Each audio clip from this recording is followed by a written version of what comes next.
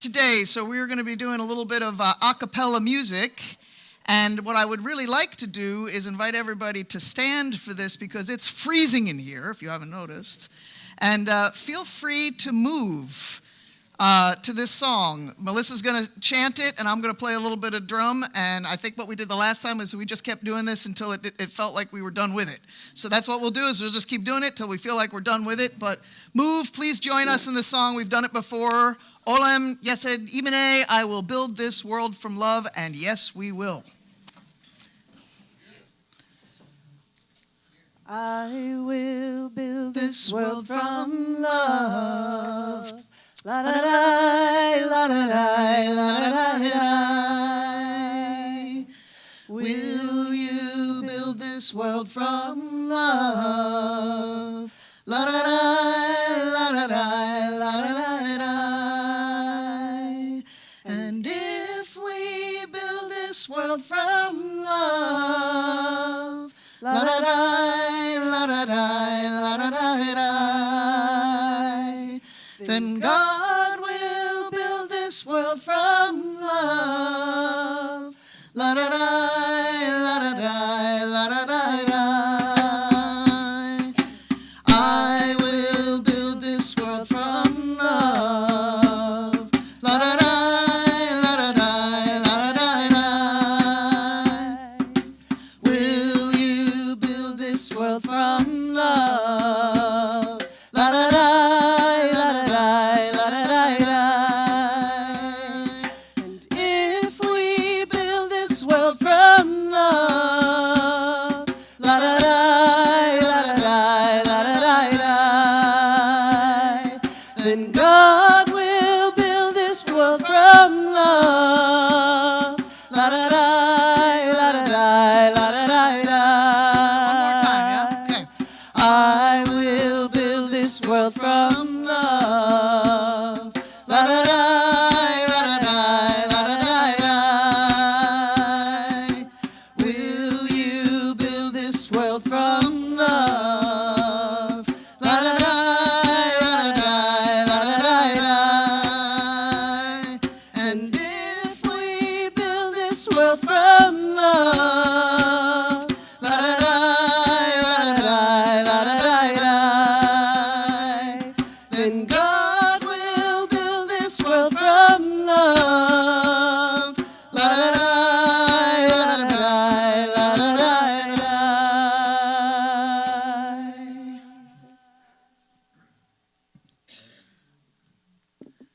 Feel free to take a seat.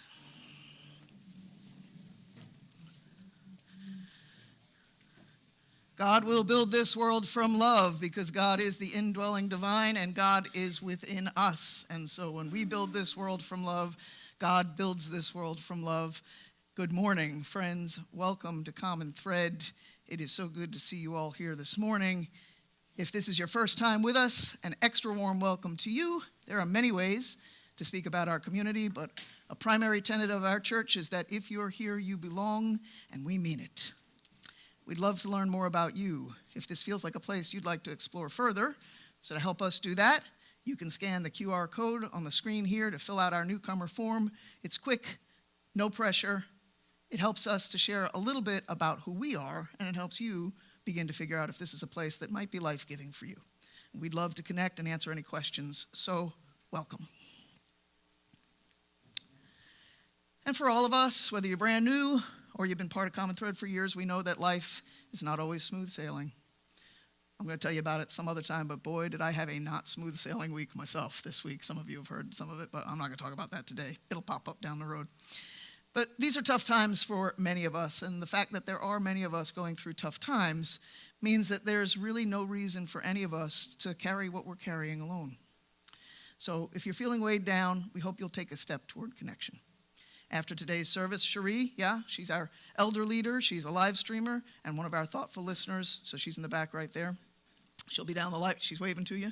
She'll be in the library down the hall. She's there to listen, to sit with you in whatever it is that you're going through, and maybe help you see things from a fresh perspective if you're feeling stuck. And if you'd rather connect during the week or you just don't feel like talking with anybody, that's legit. You can scan this QR code to reach out to our community care team, And this team is full of people who have walked through their own difficult stretches in life. They know how meaningful it is to have somebody walk beside them. And so they are there to walk beside you. Please don't hesitate to let us know how we can be with you in your hard times when you're having them. And now let's all take a few deep breaths. Feel grounded.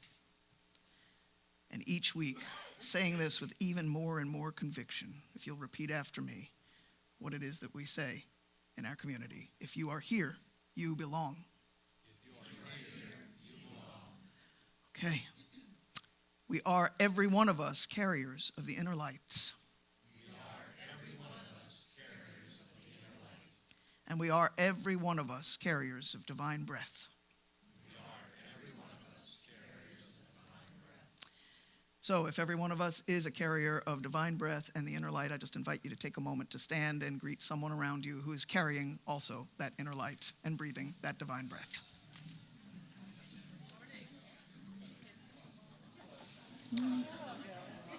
Good morning, live stream friends. Welcome. We're glad you're here today. As I do each week, you're going to notice that there's going to be an invitation in a bit later on for you to click a couple of links. Let me give you some context behind why. Here's what we know about being human. It is great to absorb ideas. It is great to explore thoughts. It is great to do all those things, but what we're doing is only part of the human experience. We do our thought thinking best. We do our spiritual journeying best when we do it with real human beings, with partners on the journey. So the way that works out every week is I give you an invitation. I say, hey, would you click one of these links? And the first link is for joining right after the live stream dismisses, a group of people who get on Zoom and they talk about the lesson and they talk about life. Over time, they become dear to one another, and they're constantly looking for people to join and be with them. They are the greatest inviters that we have, so would love it if you'd do that.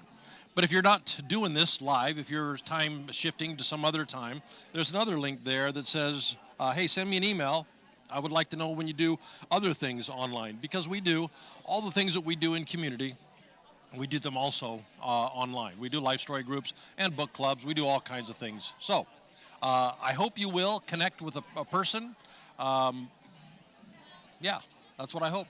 All right, my friends. See you in a little bit when I do the lesson. Bye.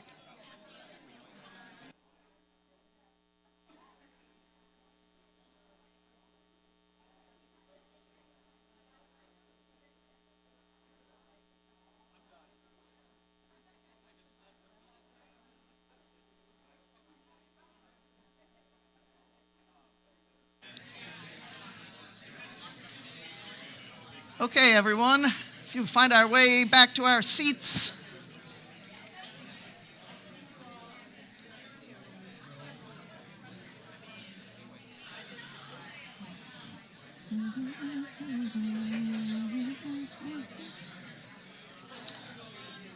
And as you're being seated, as we're being seated,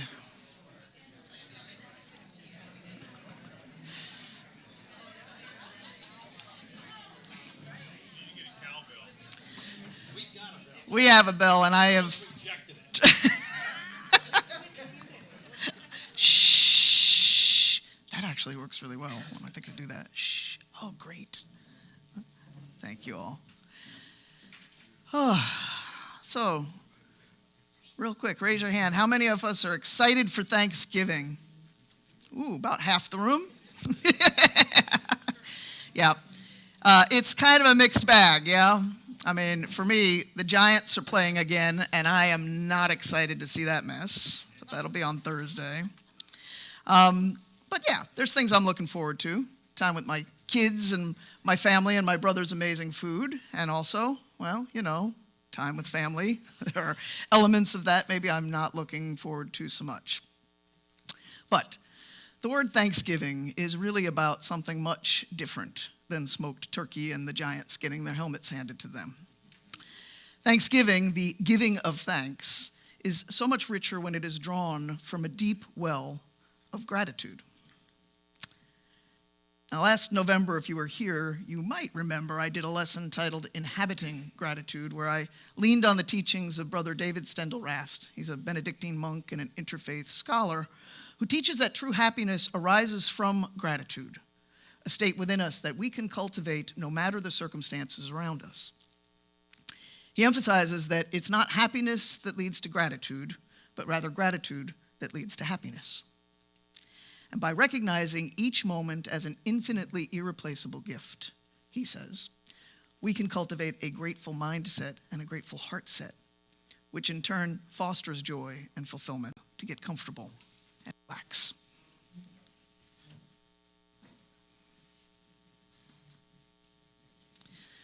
Start by closing your eyes if you like, or softening your gaze. Take a deep breath. A deep breath in and out.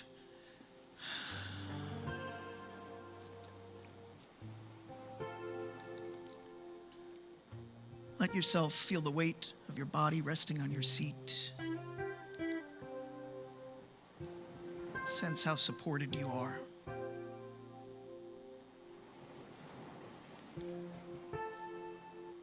As you continue breathing, deep inhale and a full exhale.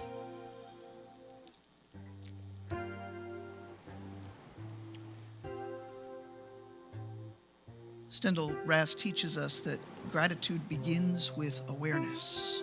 So let's notice the gift of this very moment.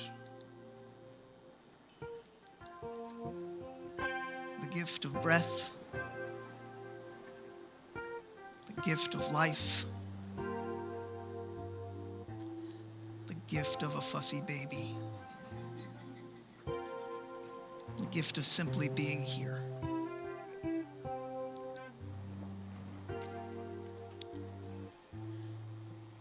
See if you can bring awareness to the top of your head.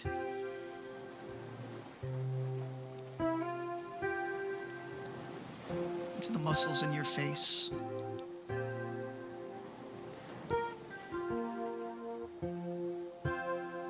See if you can soften your muscles. The muscles in your face and in your jaw. In your neck and your shoulders. Just feel that relaxation flow through your arms, into your hands, your fingers.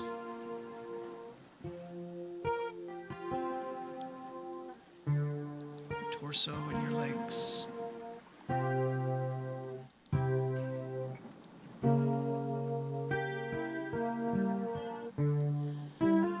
Bring awareness to your feet on the ground. Feel your feet grounding you and connecting you to the earth.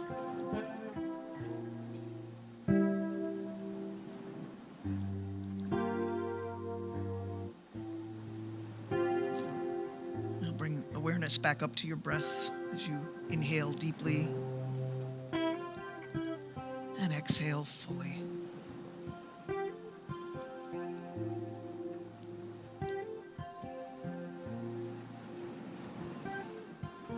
Notice your heartbeat. See if you can feel it slowing down just a little.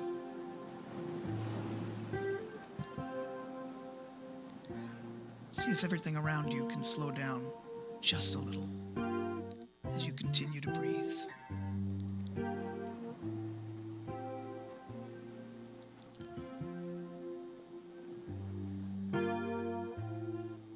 Gratitude isn't just about what we have and being grateful for what we have. It's about how we see the world, how we respond to it. When we see life as a gift, our hearts naturally turn toward connection, generosity, compassion.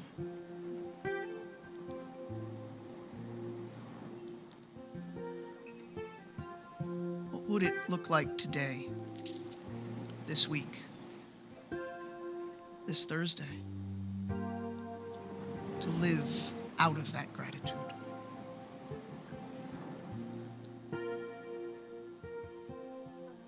To respond to the gifts we've received by sharing them with kindness, a sense of abundance rather than scarcity.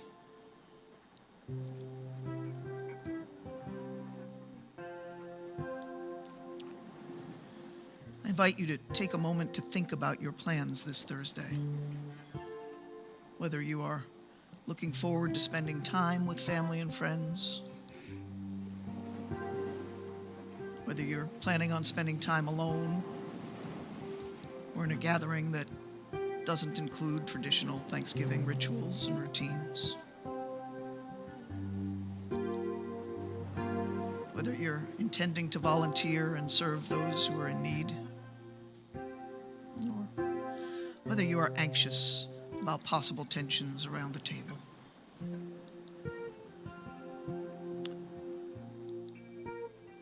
No matter what your plans are, see if you can welcome the emotions that come along with them.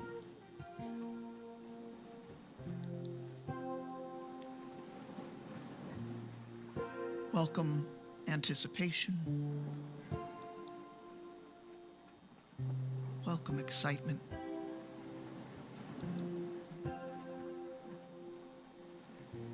Welcome anxiety. Welcome joy. Welcome fear. Welcome. Welcome. Welcome.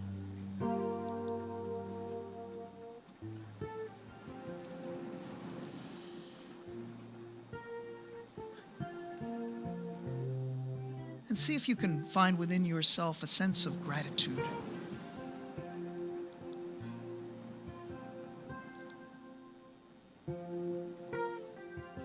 See if you have a sense of thankfulness, your sense of giving thanks.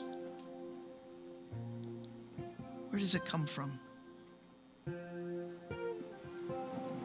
Can it arise from this place of gratitude deep within you?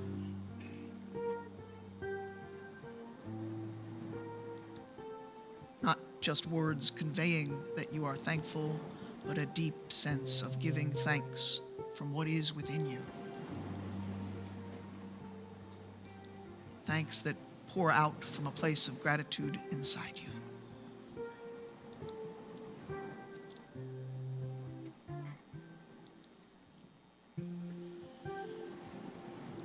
And as you reflect on this now, bring to mind someone or something in your life for which you are thankful. It could be a person, an experience, a circumstance,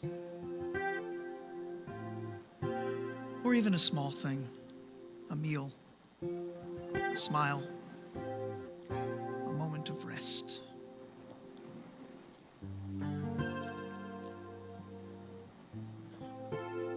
Picture it in your mind. Feel it in your body. And hold it in your heart.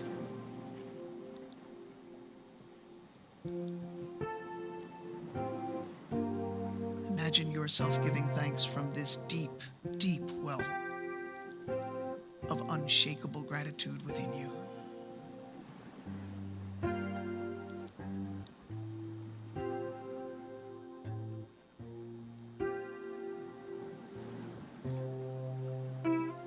Take another deep breath and see if you can let these thoughts and feelings and sensations settle in your being.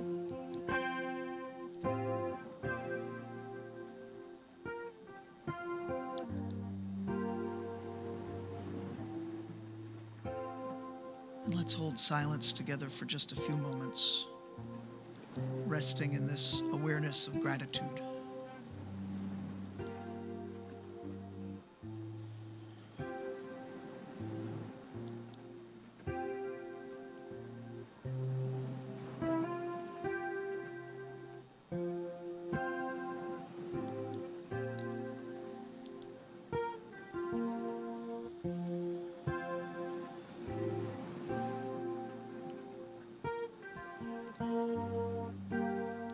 as we come back together, may we carry this spirit of gratitude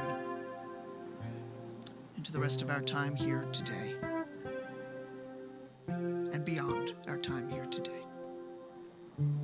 Amen.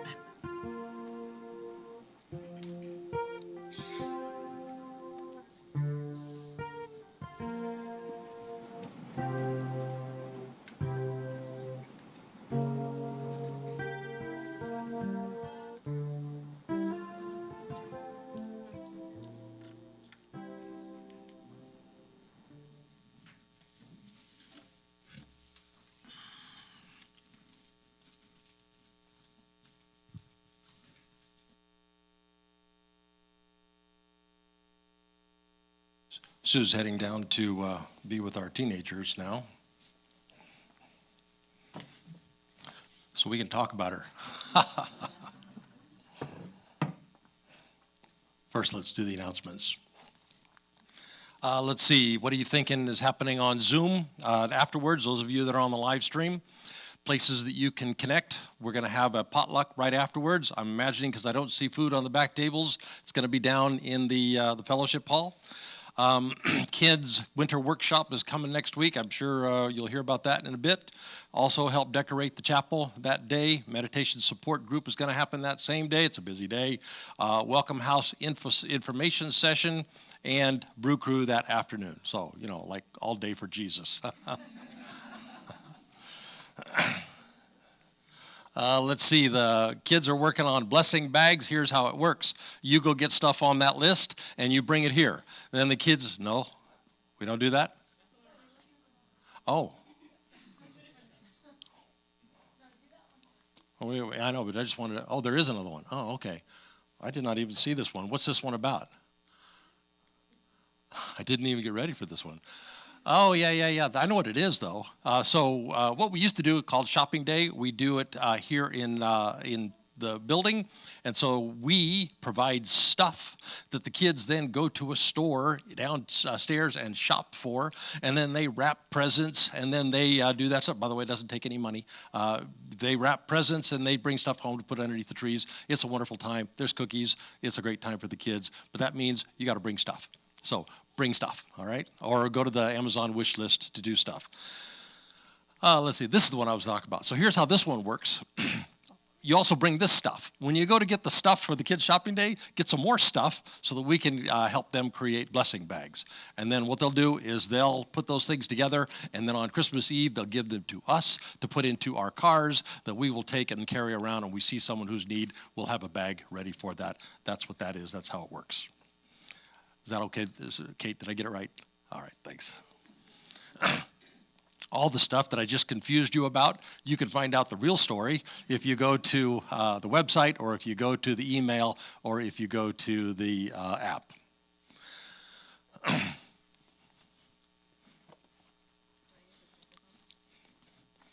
Yeah, that's one.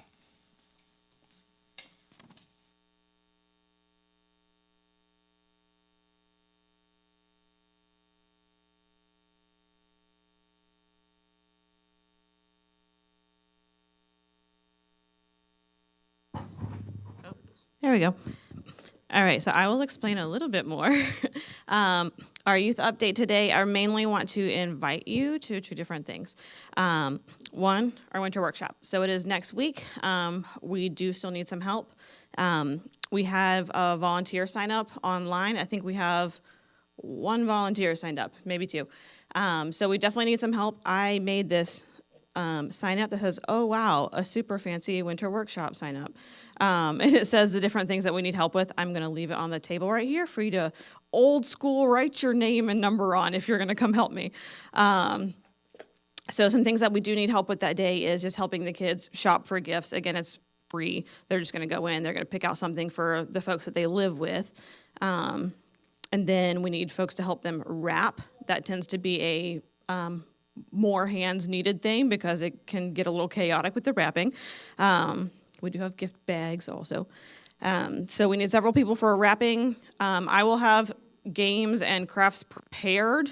If you feel like you are capable of leading one of those things that I have ready and set out for you, I also need help with that. So that is Winter Workshop. Definitely invite all kids to come.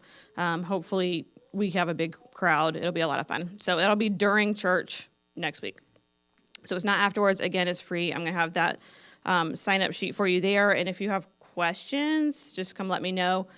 We do still need some donations. Thank you guys so much who have sent stuff in the mail to us. I know you have. I saw your name. So it's next week. So if you're going to bring any other donations in as soon as possible, it'll be awesome. But we'll have enough for everybody. We'll get it going. So my other, oh, wow, what an official kids classroom volunteer sign up. We need more volunteers. We have amazing staff. We do need more staff also. But in addition to that, our staff are going to be out of the country several weeks over December and January. So I have a little sign-up list here.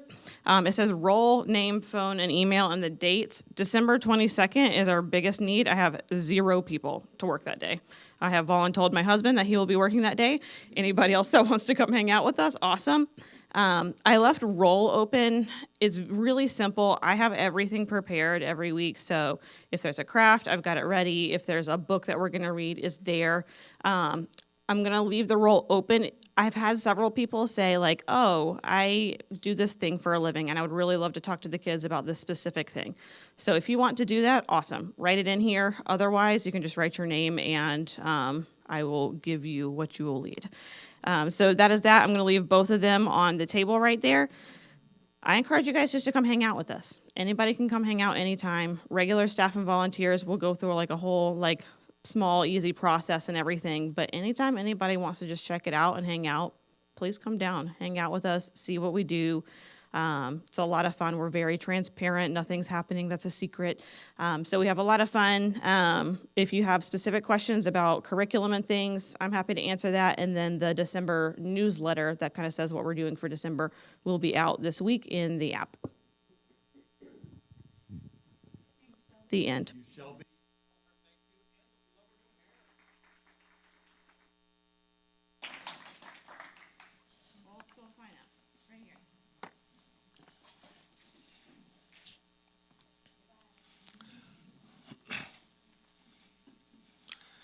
So I am grateful for Sue. That's my gratitude right now.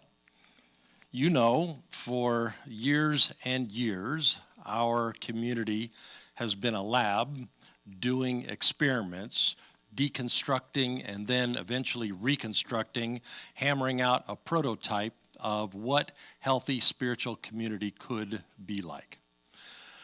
There's been a lot of study into history, spiritual history, religious history, as well as into science and psychology, even other religions. We have undertaken project after project. We have trialed and errored so many things, looking for ways that work to be a healthy spiritual community. So 30 years of stripping everything down, finding the kernel of goodness, and then building back on that kernel, what transforms human beings. And what we have is not perfect, but it is beautiful. But it is also different, like get us kicked out of our denomination different. So I have had in the back of my mind all of these years that our prototype was at risk of dying with me. So succession was not a given. For a couple of years, Sue and I have been working together on succession. July of last year, we created this document. It doesn't look much on paper, but each one of those lines, the basics of running an organization, here's what each one of those lines has meant. It has meant working together to integrate into Sue's deep understanding how we do each of these things and why we have done it the way that we have done it, which has meant integrating deep into Sue's understanding our reimagined meaning-making narrative that's at the core of everything that we do and think, act, and react. our reimagined spiritual practices, how they have impacted how we organize ourselves as a community. So that first line was not as simple as just writing out a job description that says, okay, here's how you run Sunday mornings, okay, off you go. What it meant was we instilled 30 years of trialing and erroring, 30 years of, oh God, don't do that ever again, 30 years of historical research, 30 years of updating those things. She had to internalize all of that stuff, and then she had to start doing the stuff that needs doing on a weekly basis. And July of last year, check, we moved the X into her column. So then we were ready for the next line. And now you will notice that after this year and a half, all the X's are in Sue's column. There's this month, you'll see the ones at the bottom, November, and this is the month where we put the last of them over there. A little bit's going to happen still in December, but so here's why I'm grateful. I know better than anybody how complex an endeavor this is. I know better than anybody how rare it is for a person's skill set to include both internalizing a deep understanding of history and experience and spirituality and norms and practices, and also have the skill set of being able to keep the trains running on time. And Sue can do both. And in fact, she's better at managing an organization than I am. So I am grateful, of course, for Sue. I was going to mention to her today that there's a certain disadvantages to her Dominican monk attire that she wears on Sundays, and that is on days like this. Sandals are so cold. What are you doing? You should wear Dominican socks. But even more than I am grateful for Sue, I am grateful that this precious thing that so many of us have worked so hard for so long to build is on track for another generation. I said a couple weeks ago, I am working now, and I will be working in the new year on putting it on track for generations beyond that. But now here's the thing. We have paid Sue all of $11 an hour to work more than full-time this last year. That was placeholder money that we set aside because it was really all we could scrape together. Actually, you'll hear more than we could scrape together until we could get to the place where we make this transition. Well, that time and that money gave us the time and the bandwidth to learn and integrate all of that stuff I just talked about, and it was money well spent. But it was also money that went beyond our budget. You have heard that we spent down our PPP loan. You have heard that we spent down some of our savings in order to do that. And at the same time, we found out the hard way that updating technology in this room that hadn't been updated since 1960 cost a lot more than we thought it would. We thought we would just take all of our equipment from Temple, bring it over here. And so between those two, we are substantially behind financially. We are well positioned for this leadership transition. And I would like us to be well positioned financially as well. So right now where we are financially, and I'm going to talk to Sue this week to get the details of this, and I'll tell you all the details. We are facing one of two choices. We can have a great financial year-end month in December, on par with some of the other great Decembers that we've had, or we can take on some debt to help us navigate this transition time. I am hoping we decide on option number one. A lot of people give their whole year's giving in December. Many do it as a stock transfer. If we have as good a December as we've had other years, we can come to January 1st with no debt. And on January 1st, my income is going to be less than half of what it is now. And that will put our expenses back on track with our normal budgeted income. We will have completed this transition year, and we will be able to navigate things in a normal budgetary manner. Now, I know from experience, because there have been a few times in these 30 years that we've had to take on some debt, and it is just a big old distraction when you are leading, because the mind space that you spend trying to think about and trying to manage the money is a mind space that you aren't spending on thinking about the community. I don't like thinking about money, and so honestly, the only time I have ever had to think about money in our community's life was when we were running short. So again, I will, after I've talked to Sue, I will tell you, or she will tell you what the numbers are. I am going to make a sizable, for me, donation to help us avoid the debt. I hope you will too. I hope that together we can come to this year's end and put our finances on the same solid foundation that our community is on as we're making this transition. As you all know, we all give online, but if you do want to make a stock transfer, just use the Contact Us button on the website. That'll inform me. Scott still manages that account. I'll make sure that I get you connected to Scott, and so that'll be taken care of. So, good news, and we could really use a good December. All right. Any questions? Okay. So our lesson today is, how do exhausted people rise to a moment? How do exhausted people rise to a moment? A historical moment, a family moment, a heartbreak moment, a financial moment. How do exhausted people rise to a moment?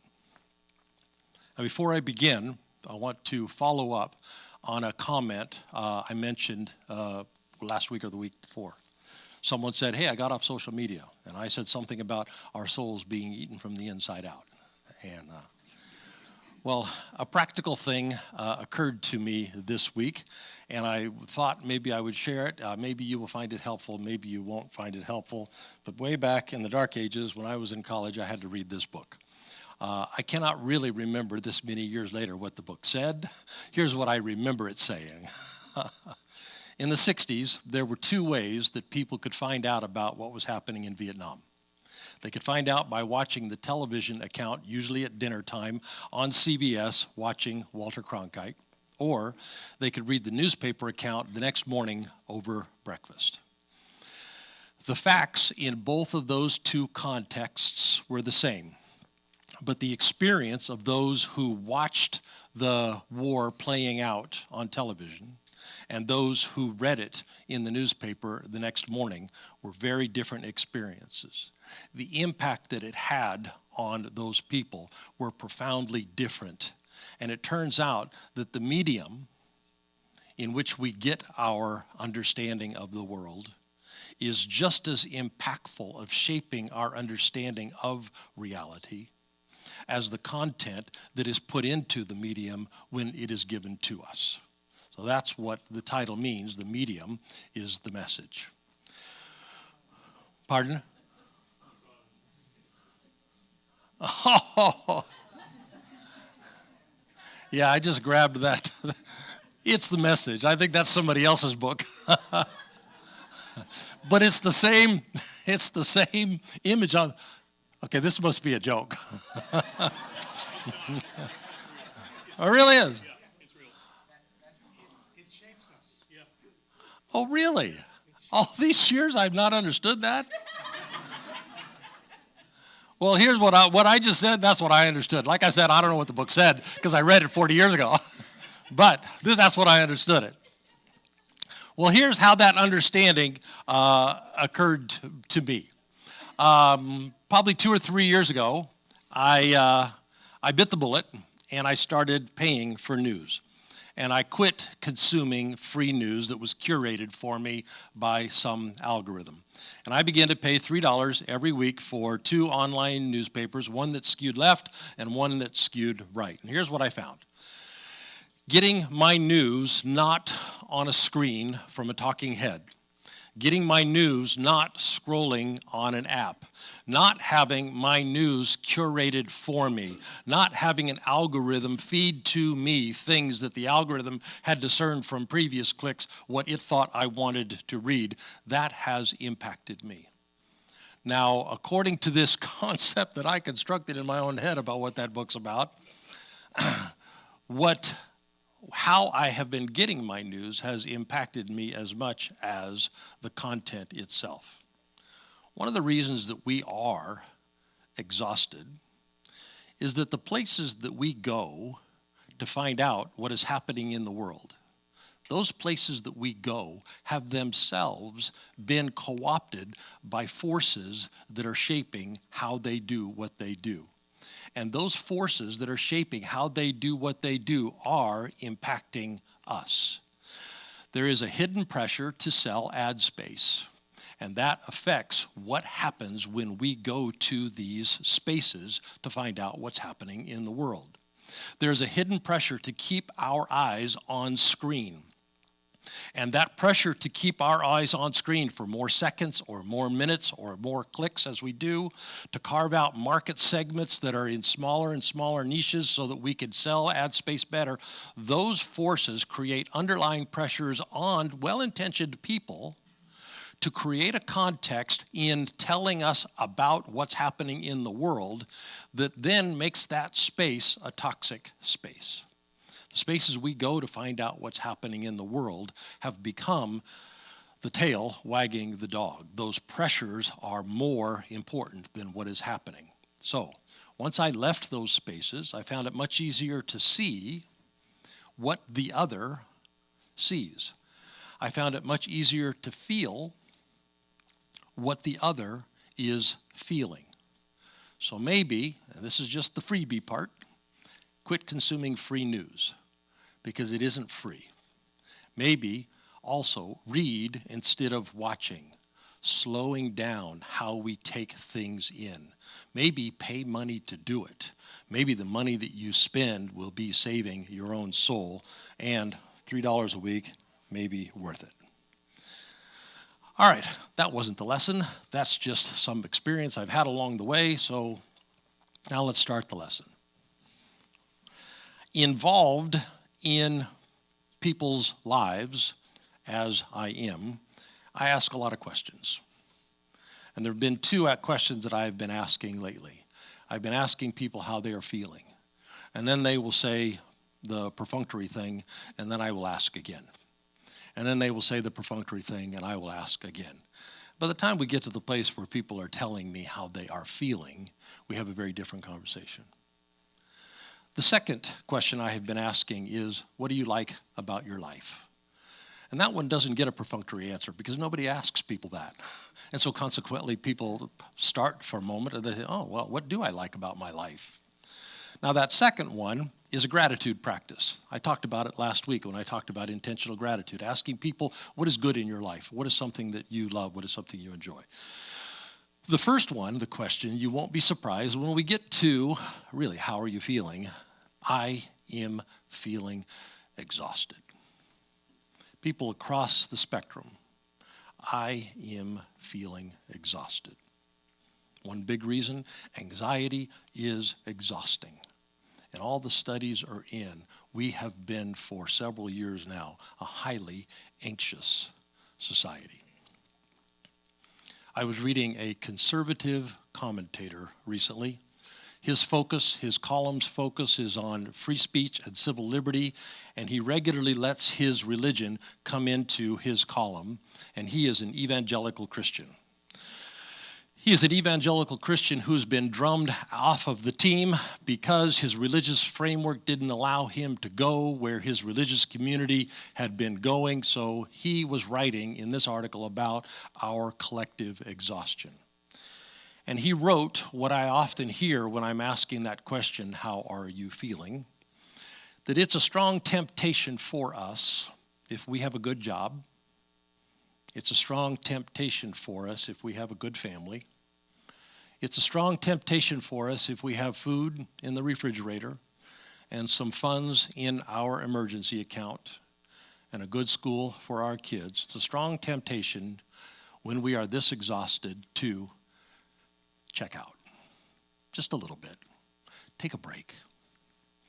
He didn't use the phrase that we often use, tikkun olam, but in essence he said, if we're going to take seriously this religious tradition of ours, if we're going to take seriously the wisdom of those who have gone before us, the wisdom of those who are also exhausted, checking out might not be the way to go.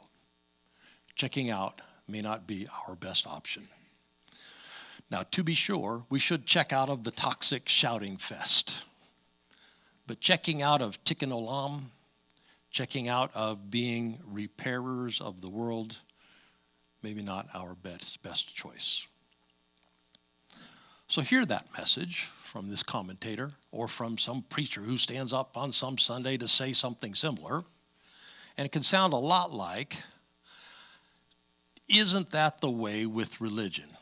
Damn religion always asking for more, more, more. Damn religion always piling on more, more, more. What part of exhausted did you not hear, ancient wisdom? So let's talk about that. Let's talk about how exhausted people rise to moments. Let's talk about how people do not fall prey to the temptation to sequester themselves away in a cozy little life and let the shit show go to hell in a handbasket. One of the central texts in our sacred writings, you will have heard it, comes from Matthew. Was that already up? Or we're going to talk about that now. Oh, I know what happened. My mistake. In everything, do to others what you would have them do to you. Let's take a very controversial issue, for example. Let's talk about immigration. Sure, why not? Immigration is a thorny problem. Sure, we should help people who are hurting. But how much, and when, and how? What is effective immigration policy? What is ineffective? What are the underlying drivers of immigration? And it's a thorny problem that people of good intent can fundamentally disagree on and still be trying to solve the problem. But when we go to face thorny problems like immigration, our spirituality should come with us. Part of what we bring to solving our thorny problems should be our spirituality. And part of our spirituality is this golden rule. What if it was me? What if I was in desperate straits as a foreigner? What if I was in desperate straits as a stranger or as an outsider? How would I want to be treated? But an already thorny problem is made all the thornier because in the spaces that we go to find out what's happening in the world, those kinds of questions are not in the mix. No one is asking when we are thinking about this, what if it was me? How would I want to be treated? What if I was in desperate straits? What if my kids were going to be killed by a gang at home and I had to run or I had to send them on alone? All right, hold on to that thought. And now let's go to that second text.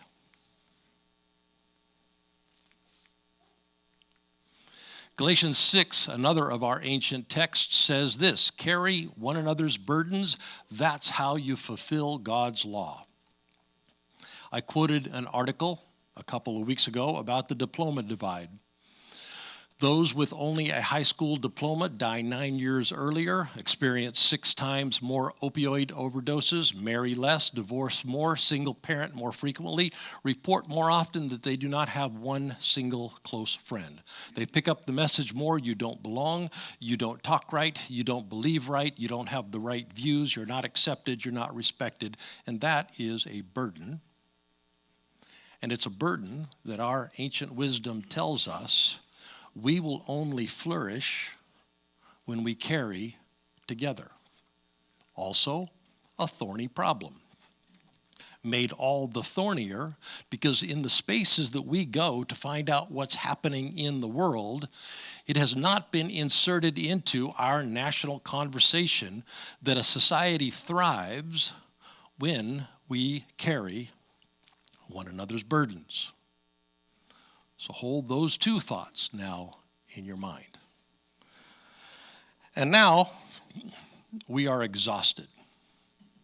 And we are exhausted in no small part because the loudest voices in our society have been peddling anxiety and fear for about 15 or 20 years. And we are spent. And some preacher, insensitive at best, stands up and says, hey people, don't check out. Well, do check out of all the crazy shit, but don't check out of Tikkun Olam. Don't check out of repairing the world. Hey, people, do unto others. Hey, people, carry one another's burdens. Again, what part of exhausted did Preacher Man not hear? Well, it turns out that the mandate given us in our ancient wisdom isn't really about loading more on top of people who are already exhausted. It's actually about offloading. It's actually about taking the load off in the long run. In the short run, it can feel. But in the long run, it's about offloading pressure. And let me tell you about that in a very roundabout way. Marriage is a sacrament. Roundabout, did I mention? That word sacrament is a very religious sounding word. Here's what a sacrament is. It's a ritual. There are 7 of them in the Christian tradition. A priest puts water on people to remind them that they belong. A priest puts oil on people, confirming the start of their spiritual journey. A priest puts oil on people as they are sick, especially as they are nearing death. A priest puts hands on people to dedicate them to a life of ministry. A priest listens to people's confessions in order to unburden them. A priest gives people bread and wine to remind them that they belong. That's 6. Here's number 7. People marry each other and set up their lives and they start living together. Also, a sacrament. So people figuring out together, what are we going to eat? Where are we going to work? Where are we going to live? Who's going to do the shopping? Who's going to be doing the cleaning? How are we going to divide up labor in this life of ours? Who's going to cart the kids here and do this? That is also a sacrament. For 6 of the 7, a priest shows up. And on the 7th, it happens at our houses. It happens where we live. So what is that about? Well, the clue is in the word sacrament. You hear the word sacred in there. 7 very well-worn practices that awaken us to what is sacred. 7 well-worn practices that awaken us to the interior divine that every one of us carries. 6 of the rituals, many will attest, do awaken us to a moment of awe or of deeper insight or to awaken us to the sacred. And the 7th does too. It just takes longer, sometimes years. Because here's the thing. Marriage, a lifelong partnership together, doesn't succeed over the long haul if we keep our ego selves intact. A lifelong partnership over the long haul doesn't work if we keep our egos intact. It just doesn't work. When a couple succeeds in building a life together over time, unless they white-knuckled it to the end or stayed together for the kids or just now are staying together for convenience, if they made it work, ego has been weakened. And it turns out living an ego-driven life is exhausting. Living an ego-driven life is exhausting. So that's the dynamic. Now let's talk about what the tradition would like to load on top of us. Because it's the same dynamic with Tikkun Olam. It's the same dynamic with doing unto others. It's the same dynamic with carrying one another's burdens. They are also sacraments. They're not on the official list of 7, but they are ways that we awaken to the inner divine. They are ways that we weaken the ego as self. What ancient wisdom is telling us is that in perilous times, in exhausting times, do the things that spiritual people do in all times. do the things, the practices, that weaken the ego self. Do the things that awaken us to the divine center that we all carry, self. And yes, as the ego is weakening, it sure feels like religion is loading more on us and more on us and more on us. And it feels hard, and it feels challenging, and it feels difficult. But what the loading up is doing, what the practices do, is break a part of us that when we stand back, we want broken. A part of us that, when broken, will allow us to live the lives we aspire to live. A part of us that, when broken, will allow us to be the people we aspire to be. People who are able to rise to perilous moments. People who are able to rise to historical moments and family moments and money moments and heartbreaking moments. People who are able to rise to exhausting moments. And be able to do so because there is within us a resource that we often don't tap into. We are, every one of us, carriers of the indwelling divine. We are, every one of us, carriers of the inner light. So, don't check out. Don't abandon tikkun olam. Don't weary in well-doing is a recipe for saying, hey, what's happening is bigger than we understand. We're not just getting up to do a good thing. We're getting up to become the people who are capable of changing our lives and our world. Let me finish with two practical applications. We have been revisiting gratitude. You heard in the meditation. You heard in the lesson last week. When we do that every November, we are visiting one of our tradition's most potent ways to participate with, to partner with the process that will weaken ego as self. Practicing intentional gratitude. I mentioned last week, dusting off our gratitude journal or writing a gratitude note to someone. I just got a note this week. It was a gratitude note. It was so meaningful. It was so powerful. It was just, I imagine it was a good experience for you as well. So when we are practicing intentional gratitude, we are tapping into a way to weaken ego self. The ego self is built on a fundamental notion that is the notion of separation. The ego self is built on the assumption that two-ness is a better description of reality than oneness. When we wake up in the world and we first recognize that there is me and hunger and there is mom and milk, when we first recognize that there is two instead of one, we begin to frame our reality into a two-ness reality, and we begin to build the ego as self. That means that as that ego self begins to develop over time, there is a sense of growing dissatisfaction because this self, separated from all the other self parts, is always going to experience not enough, or not good enough, or not as much as. The ego self's need is driven by two-ness. And because of that, the ego needs to compensate by building status or building control or getting validation. And there's never going to be enough to satisfy the compulsive drives of ego for status or validation or safety.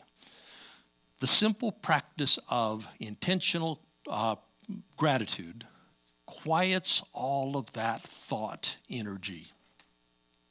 By pushing our focus to a bigger picture, seeing something that is more than the compulsive needs of the ego self, seeing the beauty of the world, the beauty of the other, the joy of life and breath, that shift in focus begins to dissolve and weaken the interior drives of those egoic compulsions that are based on two-ness. And those egoic compulsions that are based on two-ness are exhausting. Gratitude expands our perceptions. Gratitude helps us see truths other than our anxiety truths. Practicing gratitude in perilous times can turn perilous times into ego deconstruction times. And we want that. We want to emerge into our inner light selves. We want that.